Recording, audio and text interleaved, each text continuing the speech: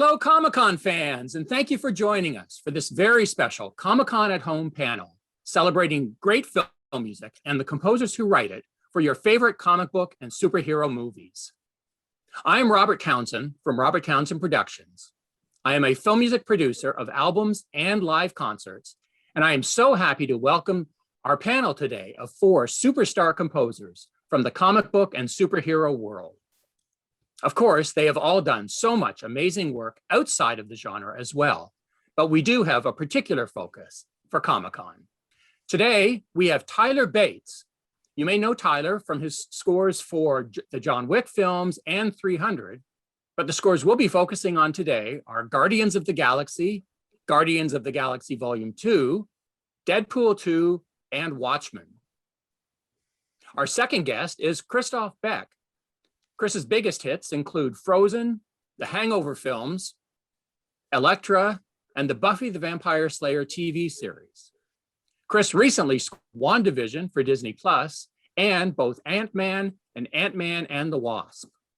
Christopher Lennertz has scored the ride-along films, Horrible Bosses, Hop, Ugly Dolls, and both seasons of the new Netflix Lost in Space series. In our comic book and superhero world, Chris has scored both Agent Carter and The Boys. Brian Tyler has been scoring the Fast and the Furious films since Tokyo Drift in 2006. You've heard his music in The Expendables and Now You See Me 1 and 2. Brian took over the Rambo film series after the great Jerry Goldsmith had passed away. And Brian has been scoring the acclaimed series Yellowstone. His superhero credits include Iron Man 3, Thor: The Dark World, and Avengers: Age of Ultron. Welcome to all of you, and so great to see you all. Hey, Bob. Thank you, Bob. Thanks, Bob. Good to see you all. So I was thinking, before we take a look at any of the individual scores you have written, let's start with a bit of an origin story for the genre itself and what your connection to it might have been before you were actually scoring your own superhero movies. For how many of you was John Williams' Superman the movie an important connection or even draw into the world of film music? Let's just, okay. Come on. Chris Lennertz, Kind of a duh. Let's start with Chris. Yeah. Oh man. So I was born in Boston, and we spent every summer there growing up. So when I was literally from probably 7 to 15, we spent every summer, and we would go, and that was when John was the conductor at Boston Pops, and we would probably go 5, 6, 7 times every summer. And that was right when Superman came out and the second one, and we would sit and have picnics and watch him. So I remember from like such a very young age just being blown away and walking out, holding my parents' hand, as this little kid walking out, past the Charles and past the Hat Shell and just like humming and whistling that theme over and over and over again. And I used to go, we had a beach house north of the city, and they had these big dunes. And I remember my cousins and I would tie a Superman beach towel around our neck like a cape, and like you could run and launch yourself off the dunes, and then crash out into the sand. So I remember that pretty distinctly. There were a lot of sand wipeouts with John's music playing in my head. Absolutely. Brian Tyler.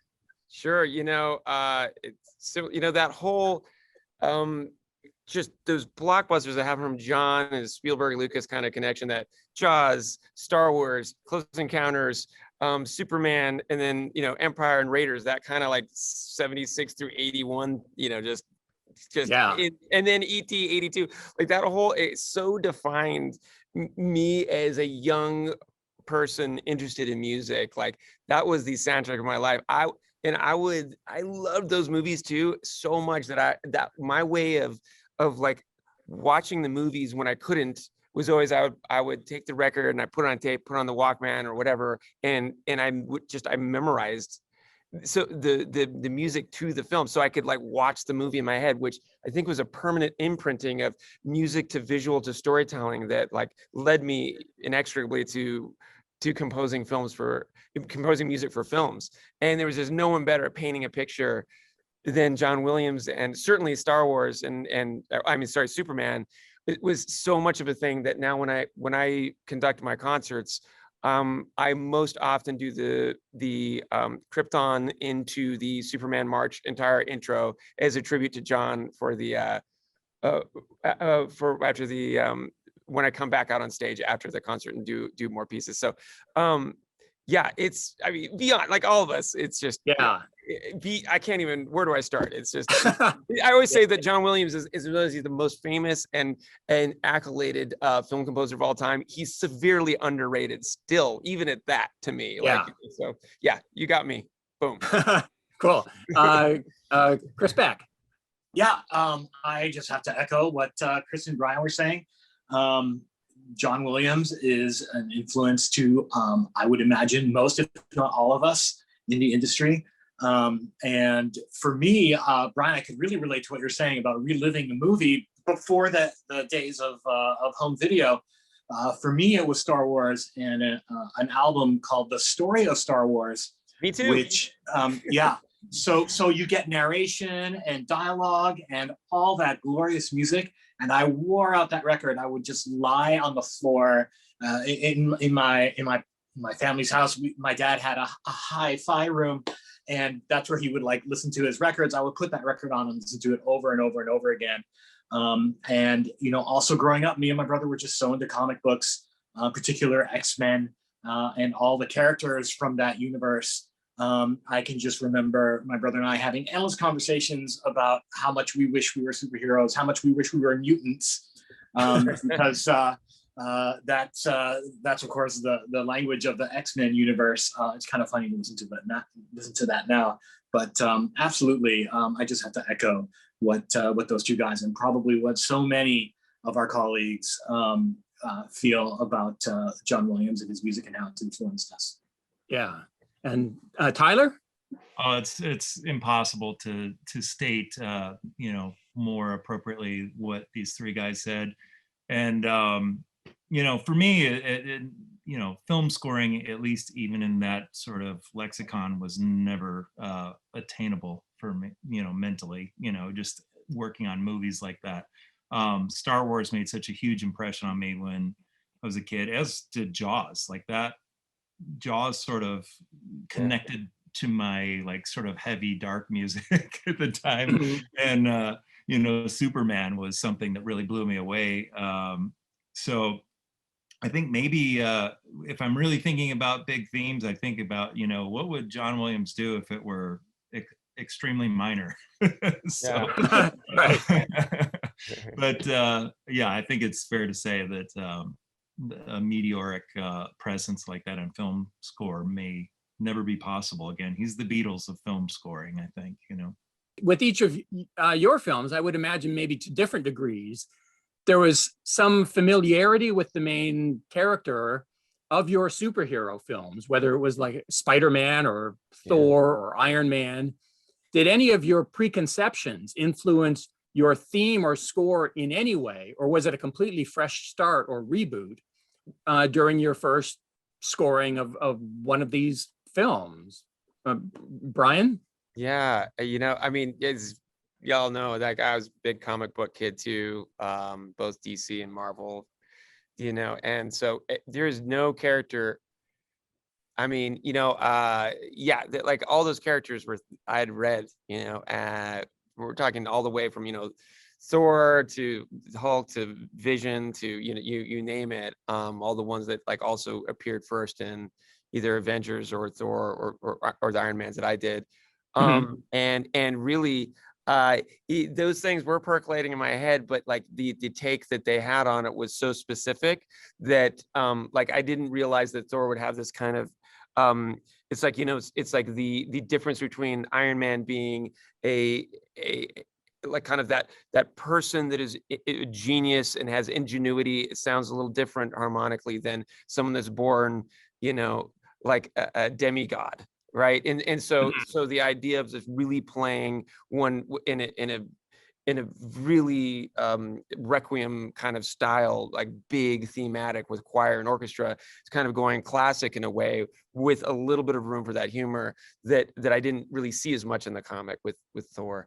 But there's so many characters that I grew up with that it was a bit of a blur. There's been times where I would read, like I read the Children of Dune novels before when I was 12, and I wrote music for those novels, and then I ended up scoring Children of Dune and Dune Messiah as a composer. Connection where I actually took the theme that I wrote when I was 12, and that started my score, kind of as a nod to the little dreamer that was this impossible mountain of becoming a composer. And so that actually connected directly, where the Salusa Secundus, that first piece, actually, that melody I'd written. But with the Marvel and Ninja Turtles and Power Rangers and all the other movies I've done that are kind of comic related, those were fresh takes from the filmmakers, in the sense that I knew the backstory of these people, so inevitably it influences you, I think. But in the sense, really, it's impressionistic, taking it from the Kevin Feige and the directors and the actors imbue these characters with so much personality. You can't help but really score it in that fashion, which was Right. a great honor and a blast, just as someone that has boxes and boxes and boxes of this of background, in a sense, since I was like a little kid. Yeah. Anyone else? Was there a connection between you and any of the characters in the films you scored, or when you came into the films, was it really just a fresh start? For me, I mean, I wish I could say, as Brian just so beautifully said, that when I was 6 years old, I started having visions of the theme for Ant-Man. But in fact, when I was hired to do that film, the character was pretty new to me. My way in was the fact that it was a comedy and that it was a heist movie, and I definitely had a connection throughout my career to comedies and heist movies. And that was my way into that world. Of course, the entire film is not done in that heist movie style. We get into moments of genuine peril and heroism. I was able to move through the heist genre and into a more pure superhero type of sound. Ironically enough, similar situation on WandaVision, whose whole conceit is that each episode takes place within the construct of a different decades era of sitcoms. So it was very much similar to the Ant-Man movies, the approach that it would be an homage to Days Gone By. But definitely in terms of the specific characters, it was fresh to me. My cool connection, Bob, was really fun was on Agent Carter.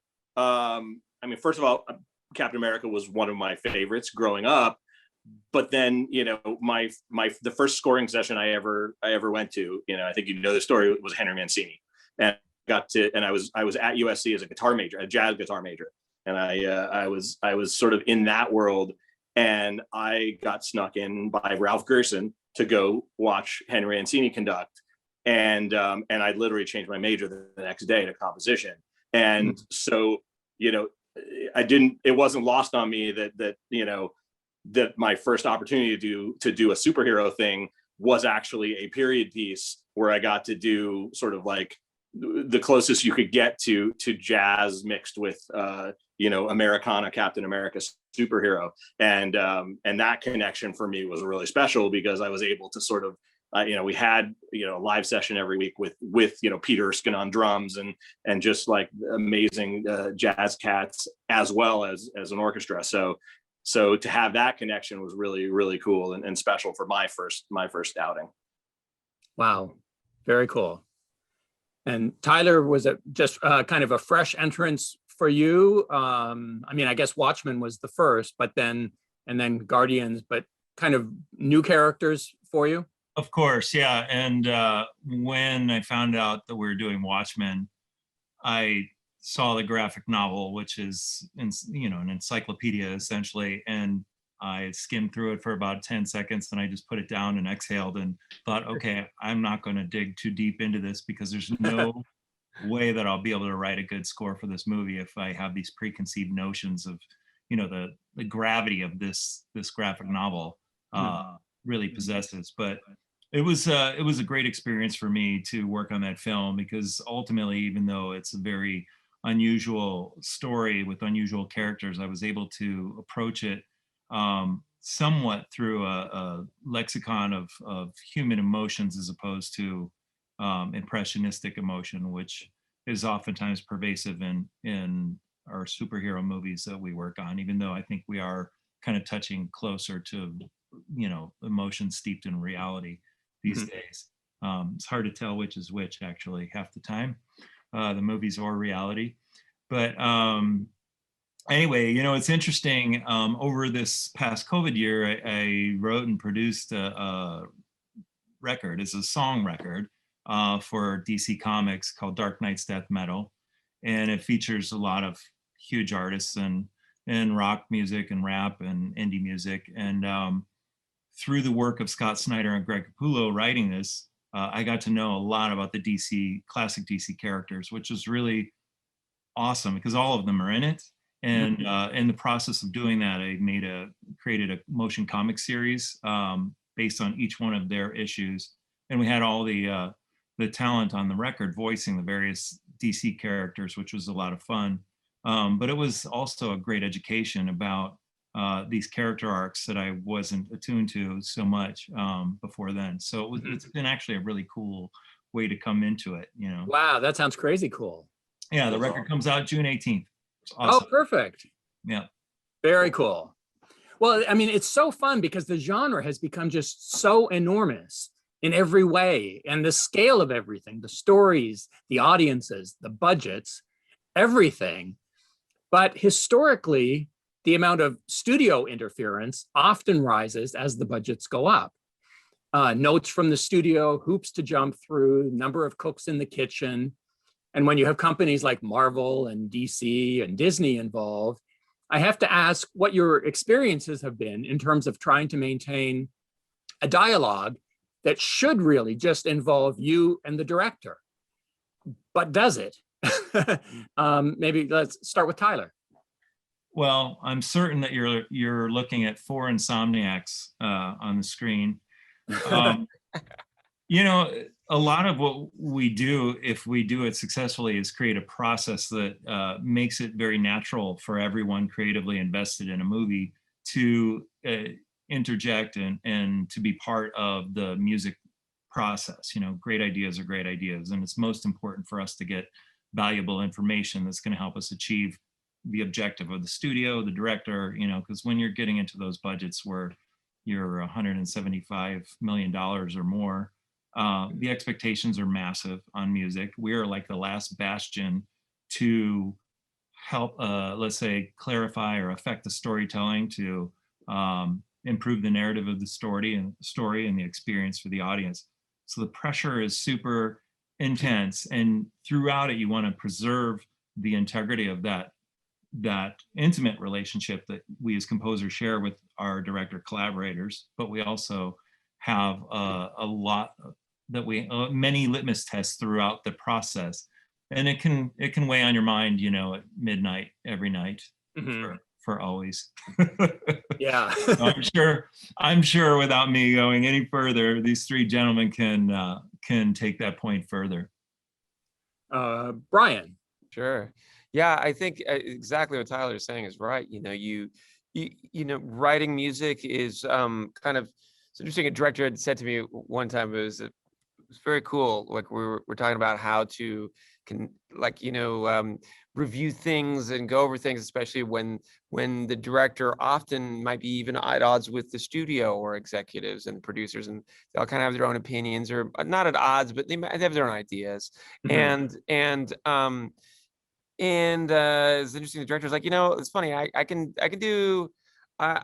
direct. I can write a story. I could even get in front of the camera and act, not well, but I can. The one thing I cannot do is you give me a pencil and you create emotion with music for my film. So I'm at your mercy, which he's like, it is, it's like, now that we'd worked together a bunch of times, now it's like secondhand. But at first there's anxiety that comes with that. This is their baby, and as a musician, you really want to do the best for the film, but also understand that this is not just a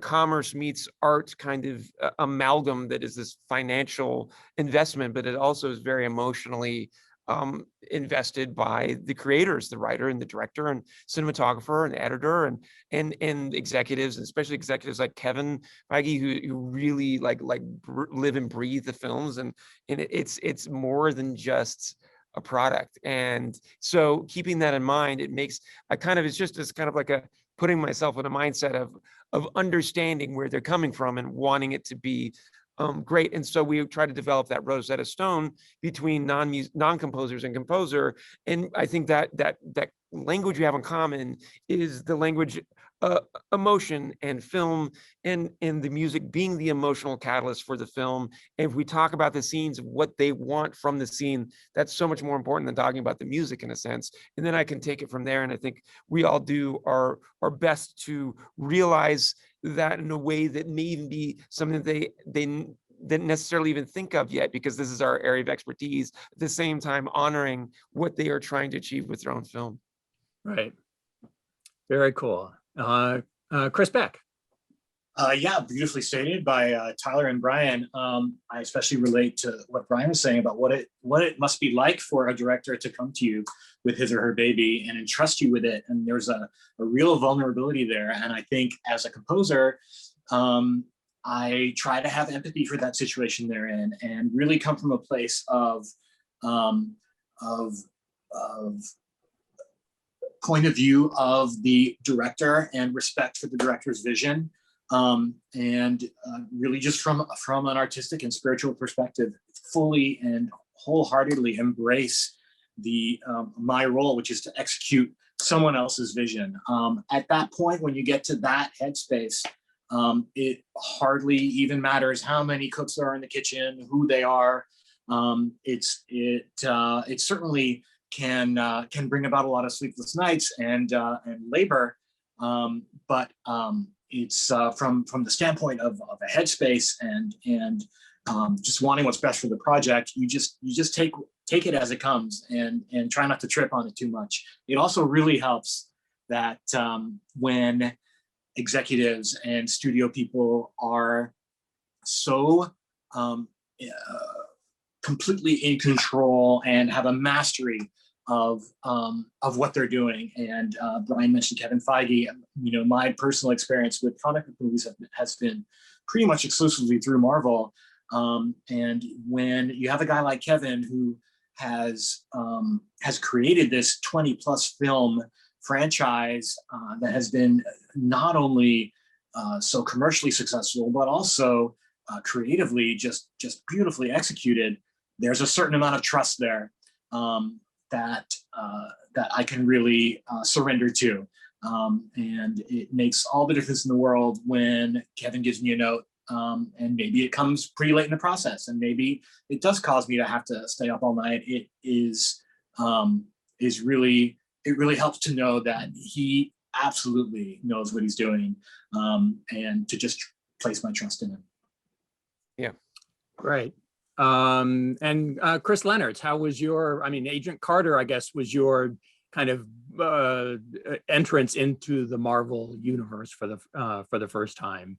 What was so a comfortable transition? Or it was. I was great. Luckily, so Agent Carter was based on this one shot that Lou D'Esposito, who's co-president of Marvel with Kevin, did, and Lou asked me to do that. And then when it got picked up into being a series, Lou directed the pilot and asked me to come along for that one.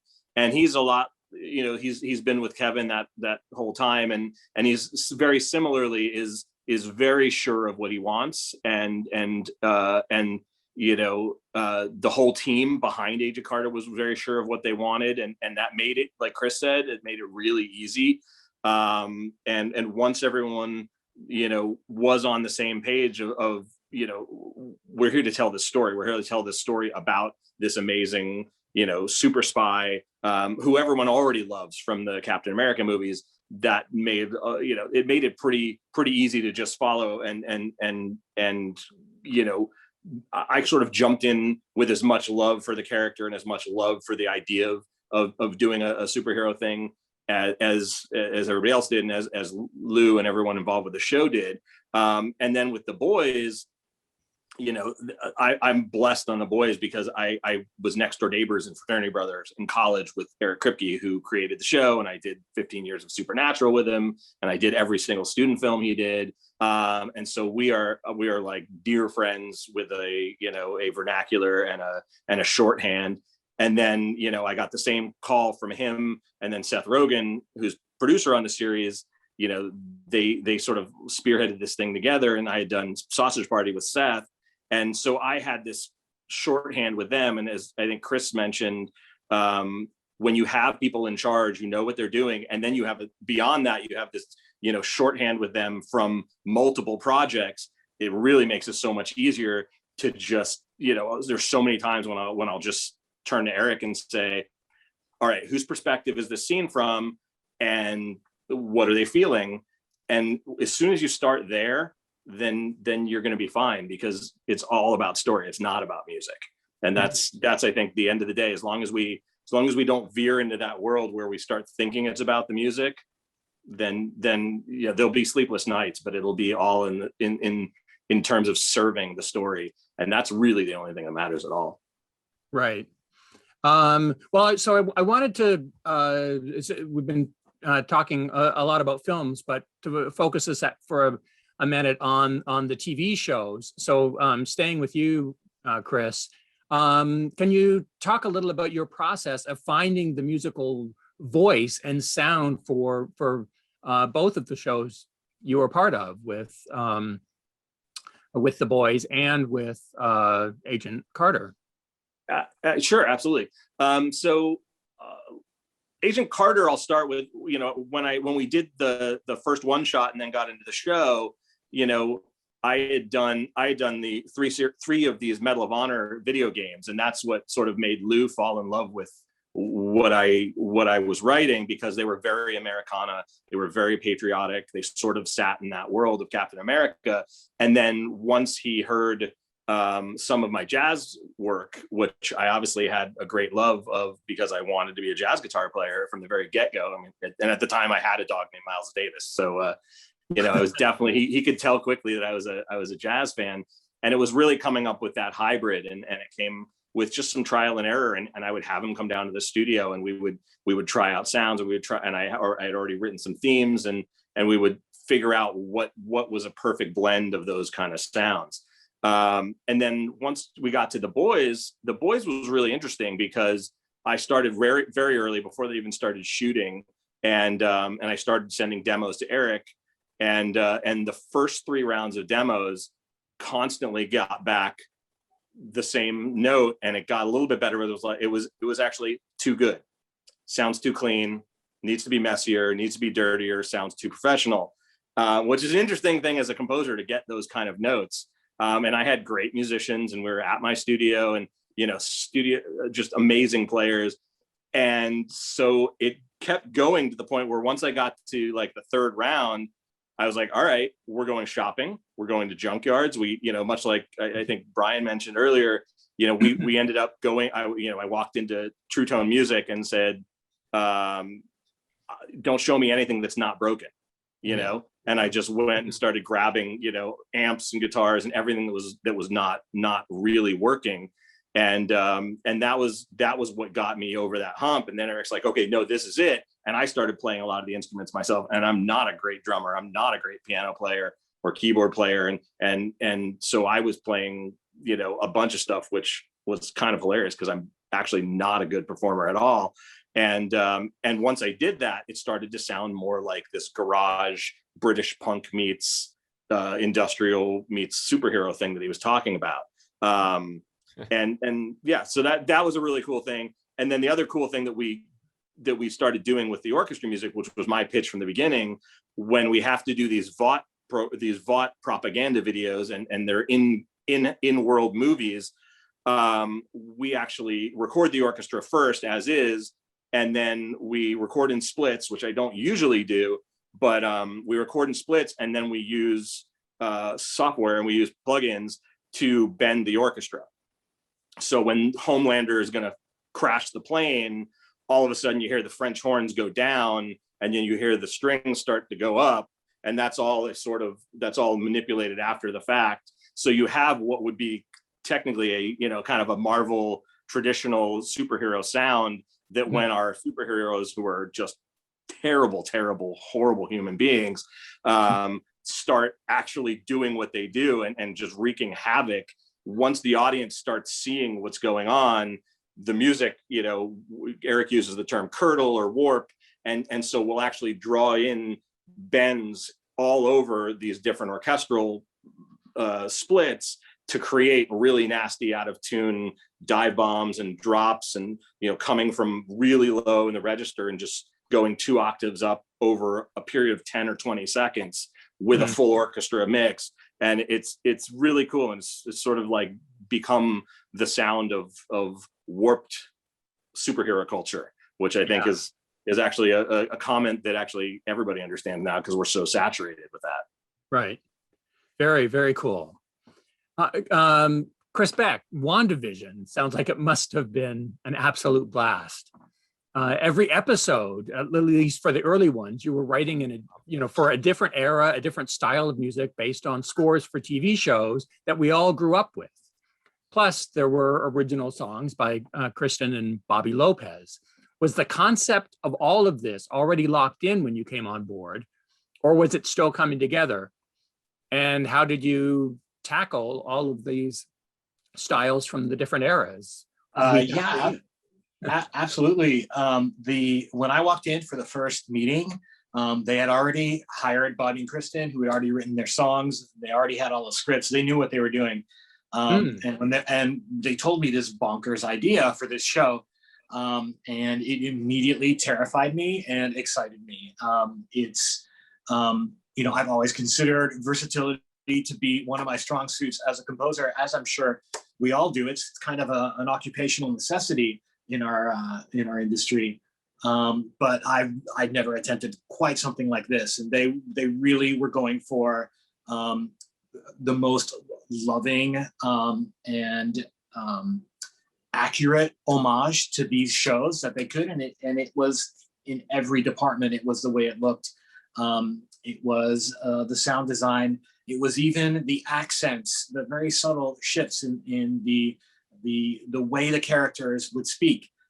Because when you watch those old shows, they sound a little bit different. The cadence of the dialogue feels different. So for me, I brought someone onto my team who's kind of a specialist in some of these real old-timey styles. I'm a child of the 70s and 80s. That's in my DNA. Maybe some of those, unlike Chris Lennertz, I didn't grow up a jazz guitarist. So I brought Alex Kovacs onto my team, and he and I worked on some of those sitcom episodes together. For me, what was amazing about WandaVision, especially when I think back to what it was like working on Buffy the Vampire Slayer, is, it's 9 episodes, but it's really conceived and executed as like a 6.5-hour movie. And the amount and depth of thematic development that I could do, knowing, because I read the scripts, how the story begins and then how it ends, gives me an opportunity to plant seeds in those early episodes that pay off right at the end. And I remember on Buffy, there were opportunities to do that here and there, but for the most part, I was just flying by the seat of my pants, a different episode coming at me every week and me not knowing what's going to happen the week after. So it really, WandaVision really represented an opportunity, and you could do that in a feature film as well, but you only have 2 hours of runtime to do it in. You can really think a little bit more on a macro level and really create what feels like a more epic thematic tapestry, because you have all that real estate to deal with. Mm-hmm. Well, just an outstanding job. I mean, it must have been fun just seeing the whole world kind of fall in love with WandaVision. What a huge blockbuster! It's felt like it kind of dropped from the sky, and by like week 1 or week 2, everyone was watching. Yeah, kudos to Marvel for the way they just dropped people into the show with no explanation. And I think that's a sign of confidence in the material and respect for the intelligence of the audience. And it's made even more amazing to me by the fact that it wasn't even meant to be the first one out of the gate. I believe it was supposed to be Falcon and Winter Soldier that was finished first. COVID messed all that up. Mm-hmm. And WandaVision ended up being first, which makes it even more bonkers. Yeah, you're right. I think it is a good sign of their kind of just exhibiting the faith in the material, because I remember at the end of the first episode, probably not unlike everyone else, you know, we just looked at each other and was like, what was that? Yeah. It was like, it was so cool, but you know, with a big question mark in it. What was that? Now you talk about the kind of scope and breadth of what can be achieved both in the show, but in film scores. Question for everyone is what is more difficult? Finding the big theme or a main theme that is big enough to capture these often intergalactic adventures, or finding a way to balance the big theme so that things are not just always turned up to 11, you know, that there's a shape and variations in the scale and size of things. Let's start with Tyler. Well, for movies like Guardians of the Galaxy, I think the idea for the theme is probably something that I'd ruminate on for a while before sitting down to experiment. And really the themes tend to come to me in my head, and then when I feel they're worth pursuing, then I'll sketch them out, and I'll take as much time as I'm allotted to see if the gum maintains its flavor after a while. You know, the more I've worked with it and applied it to different beats in the story. But so the development of the idea usually comes fairly quickly, but it doesn't always hold water, you know, especially when you start to flesh out the score and you really come to understand all the various dynamics and emotions that need to be stated in the movie. And so what I look for is a theme that I can sort of twist into different modes and different emotional contexts, so that when we do have a glorious moment, it's earned. And when we have been feeling that theme throughout the film, and we dip into a pretty melancholy or sad moment, you know, that the theme is strong enough to state it extremely lightly, so that we don't feel like we're being, you know, we're hearing the big theme in the next room while we're having this intimate moment with characters. But I can't say there's an exact science to any of this. For me, it's about emotion and really trying to do my best to express what I understand the nature of the director's objective to be, the storytelling and the way that they feel the film. So this does go through a long process of development, because that's the way the movies are made. We're not given a locked picture to just enjoy and write our music to.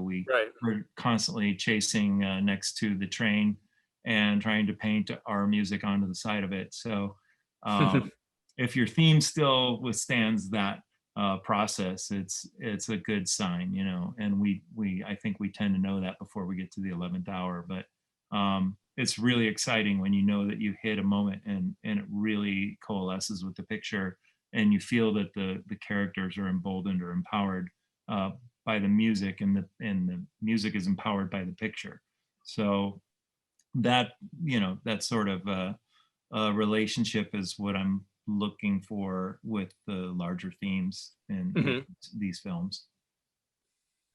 Very cool. And Brian, do you find you have to make kind of a conscious effort to maybe temper things or give a, you know, dramatic arc? You know, what's the difference between like focusing on the big theme but also the other material?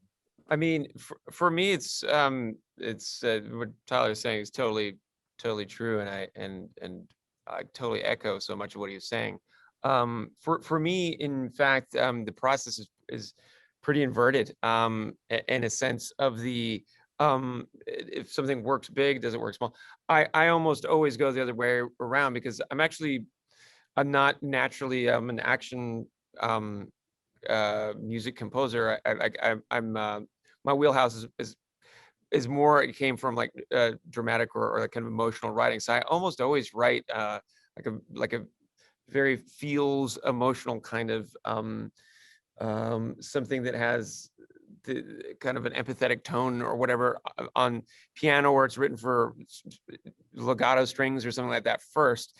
And and probably like a lot of the people on the panel, composers, is that I usually just get kind of the vibe of the movie and then walk away, and I'll just go on a tangent and write kind of a thematic suite or something like that.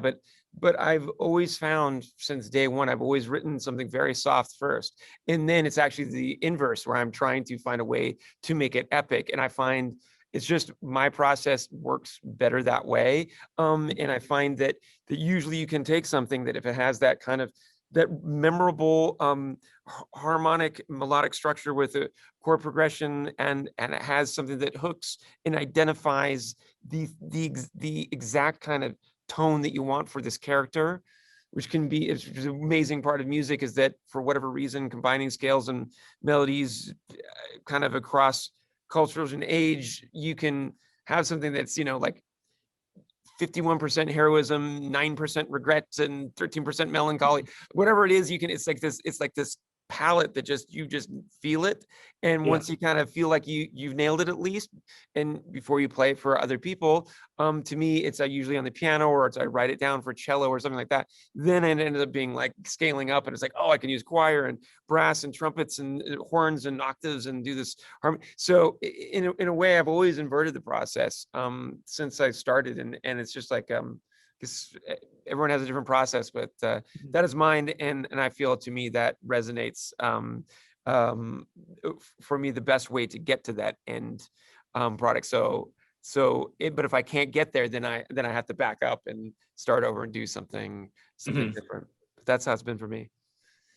Very interesting. Yeah. And Chris Beck, your Marvel projects have been a little unique with the Ant-Man films. You had to find a way of being big and exciting, while a lot of other things in the film were becoming very tiny. How did you find your way into that world musically to kind of capture the bigness and the smallness? Well, it's very interesting. I personally have a big love for experimental sounding electronic music. I'm kind of in love with my synthesizers, and so is Peyton Reed, the director of the Ant-Man films. And he and I took a bit of a wrong turn at the outset of that first movie, when we decided to go electronic, and we created a suite of music that was really brittle sounding and glitchy, and really honestly, what I thought was a really cool evocation of insects with electronic instruments, and really fun post-processing in the computer. Kevin Feige heard it and was really intrigued by it. And then he said, and I'll never forget it, it's one of my favorite quotes from him, it sounds great, Chris, but I prefer music that doesn't make me think my speakers are broken. And we then kind of went back to the drawing board and took a step back and said, okay, we got that out of our system. Now, what is this movie really? And this movie is a heist movie. It's a comedy. And it was not the time or place to conduct crazy insectoid science experiments. And so we went back to the roots, and I refamiliarized with some Lalo Schifrin and other classic high scores, and was really taken with the idea of odd meters. Of course, Mission Impossible is in an odd meter. And that's really where the sound of that score came from. Keeping it light was easy to do with that kind of classic heist movie approach as a way in. Percussion, vibraphone, alto flutes, These are all hallmarks of those early caper movies. And they, due to their old-timey nature, if I could say that, I think that automatically gives it a lightheartedness. That's how we ended up with that sound. And I really kind of hooked onto the odd meter thing. Even the more exciting and action-oriented pieces are all either in 5/4 or 7/4. Those members of the audience who aren't familiar, most music is in 4 or 3, and odd meters have 5 or 7, or anything but 3 or 4 beats to the bar, and it gives the feeling of either an extra beat at the end of every bar or one missing, and it really keeps things fresh. Awesome. In my opinion. Yeah. I want to hear that electronic crazy thing that you did. I know, we do. Sounds awesome. Sounds like the title of your EP, Evocation of Insects. Yeah. We're maybe onto something here. Tyler, your Guardians of the Galaxy scores have really become classics now. But along with your score, there were these 80 songs that were a big part of the film's personality, but still your score had a lot to do. And I'm thinking the balance between songs and score really made you, I think, particularly well suited for these pictures. Can you talk a little about the process of what the coordination was, if any, between your score and the specific songs? Or were they kind of parallel roads, but without intersections? Well, they all create emotional moments. And, as an example, like Watchmen had, I believe, 17 licensed songs in it. And in some cases, my job was to transition us gently into a song so that we were not aware that the song actually began. Sometimes it was really to create an abrupt transition into or out of a song. Guardians is generally, the songs are used as big montage moments, if not they're somewhat personal and playing in the background of a scene. So you need to understand, obviously, a little bit about the culture of the music that is, of those songs that's written for the film, I think, to appropriately write music that will frame the transition into or out of that music and keep us, or let's say just drop us into the right tempo and right emotional velocity of the story. Sometimes after a big song moment, we may need underscore, but you might just want to see what the most minimalistic statement is that you can create to support the film, so therefore that song still has an opportunity to resonate with the audience, which in turn, leads to people feeling the emotion of the film long after they've seen it. The score is in reverse, I think, is to be considered similarly as well. So, the songs are oftentimes great cues for us to or jumping off points to begin a really awesome score moment. And I factor it into the entire construct of the movie. The same as, dialogue. I think, I don't know how everyone else considers dialogue, but to me, it's the same as a singer would be in a song. And so that goes into my thinking about how I'm going to write. And then also the score coming out of a song, you want it to not necessarily be so similar that we're not moving on from where we need to move on from in the story. So it's oftentimes a palate cleanser to come in with a piece of score out of a song if we are having a direct transition between the two. So these dynamics are always at play. Anything's on the table until the movie's in the theater, because it never locks anymore. So we just have to continually familiarize ourselves with how the directors and producers are relating to the songs that have been selected for the movie, which ones are actually going to make it into the movie. All of that information, I think, definitely has an impact on what we write and ultimately how we create that music and produce it. Now, the entire superhero genre is still just exploding. I think we're even still closer to the beginning than any sort of, end game, pardon the pun, for any of it.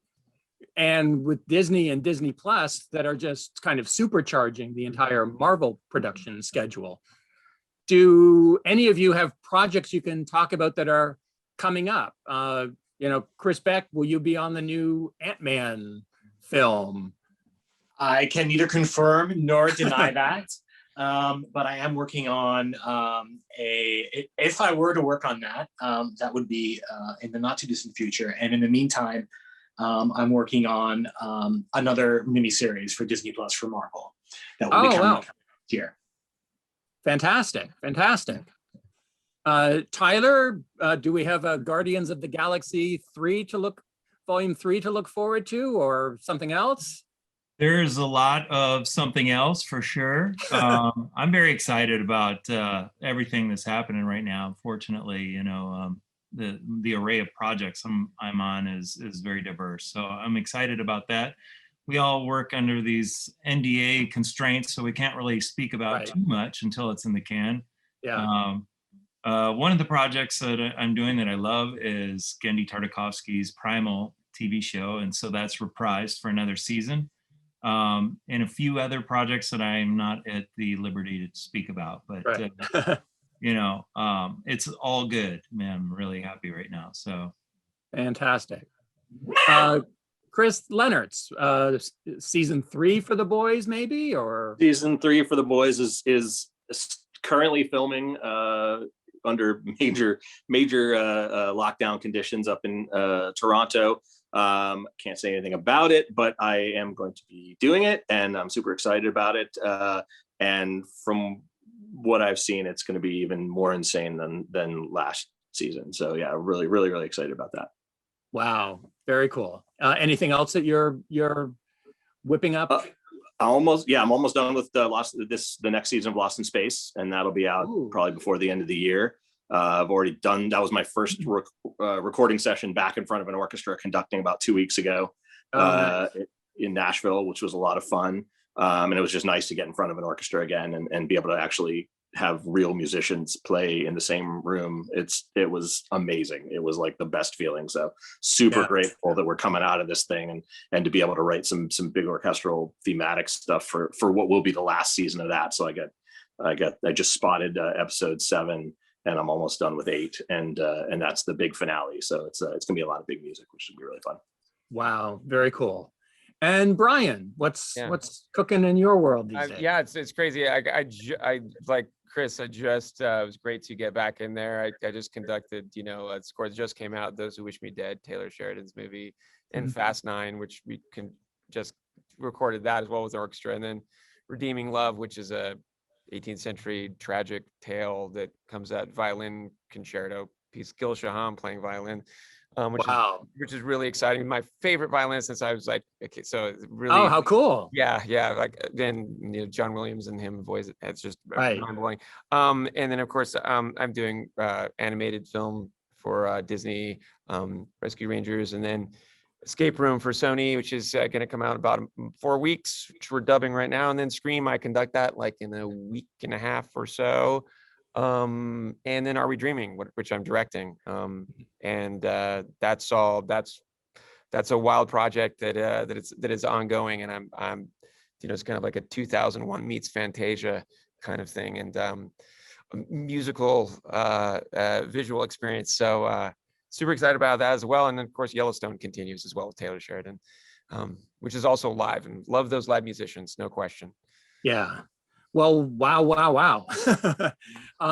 Well, I mean, so happy to just see you all and hear how busy everyone has continued to be throughout the pandemic we've all just gone through, and that the projects are continuing and or returning to actually come out and find their fans and audiences, and just great to catch up with everyone today. What an absolute blast. So good to see you. Great to see all of you, really. It's too long, guys. I know. We have to have some massive like film music get together party or We something. will. Hey, we're all vaxxed. I think this summer we should All right. actually meet. Let's Let's meet all, up let's somewhere. all go to Brian's house. I vote Brian's house. Exactly. Okay, I'm good. I'm down. We're on our way, Brian.